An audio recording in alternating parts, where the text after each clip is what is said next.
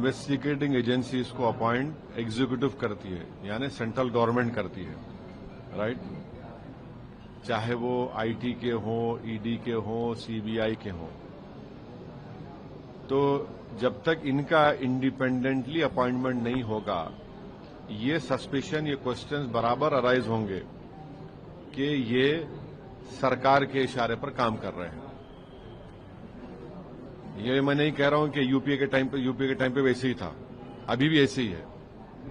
हमारी police force को देख लीजिए आप, एक एसआई के पोस्टिंग से लेकर डीजीपी तक हर पॉलिटिशियन के रिकमेंडेशन पे या तो उसकी कास्ट के ग्राउंड पे होता है, रिलीजन ग्राउंड पे होता है। तीसरी बात यह कि हमने संविधान में यह कहा है कि president of India will be guided by the aid and advice of the council of ministers. ये आर्टिकल है संविधान में। ये प्रपोज बिल ये कह रहा है कि प्रेसिडेंट प्राइम मिनिस्टर को हटा सकता है। कैसा? ये तो क्लैश हो रहा है ना उस आर्टिकल से। दूसरी बात यह है कि अब रियलिटी को एक्सेप्ट करिए, कोई प्रेसिडेंट प्राइम मिनिस्टर को रिजाइन करवा सकेगा? बताइए आप। अगर आप हिस्ट्री में देखेंगे तो पीवी नरसिम्हा राव को कोर्ट के ऑर्डर के ऊपर एक इन्वेस्टिगेशन सामने जाना पड़ा, मगर रिजाइन नहीं किया वो। अब यहां पर करना क्या है? गवर्नर, आप सेंट्रल गवर्नमेंट अपॉइंट करती है। गवर्नर अगर के राज में सिर्फ 4 या 5 मिनिस्टर्स को आप अरेस्ट कर लीजिए, सरकार गिर गई, सरकार बचेगी ही नहीं ना। तो इसको कौन कंट्रोल करेगा? यूनियन टेरिटरी में तो पूरा होम डिपार्टमेंट सेंट्रल गवर्नमेंट के पास रहता है। पूरा होम डिपार्टमेंट जो वो तो सेंट्रल गवर्नमेंट के पास रहता है, चाहे वो पुडुचेरी हो, दिल्ली हो, अब आप जेएनके ले लीजिए। तो फिर इंडिपेंडेंस कहां रहा? आप तो कंट्रोल करेंगे ना इनको। सर, लेकिन जिस किसी तोते को आपको पकड़ना है या किसी पिंजरे में डालना है, तो ये खुद आपके कंट्रोल में रहेंगे, वो पिंजरे में पड़ जाएंगे।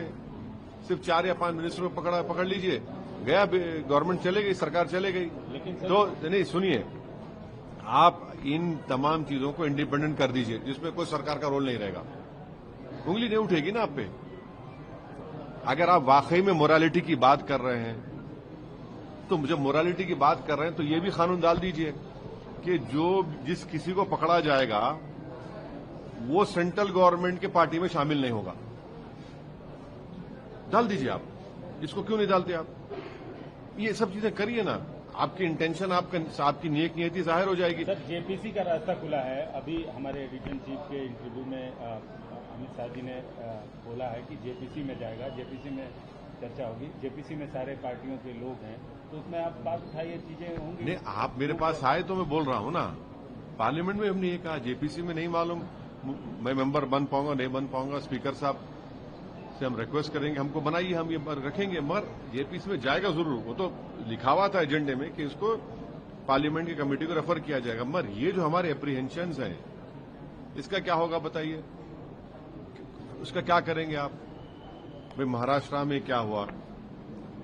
महाराष्ट्र में आपने देख लिया क्या हुआ।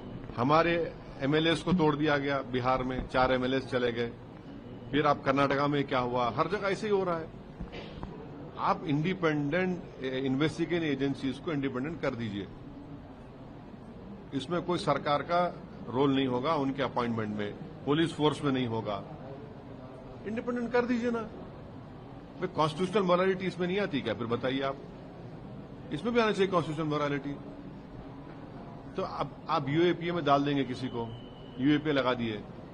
बीएनडबलएस के और पीएमएलए के कई सेक्शंस हैं, आप डाल दीजिए। आराम से बैठिए। 30 दिन नहीं, 3 महीने बेल नहीं होगी। 3 महीने बेल नहीं होगी। जब क्या करेंगे आप? अच्छा, आपको केस लगाने की जरूरत, डिटेन कर लीजिए आप। डिटेन के पावर्स हमने बीएनडबलएस में है, बीएनएस में है। डिटेन कर लीजिए, 30 दिन चला गया वो। ये बात समझने की जरूरत है।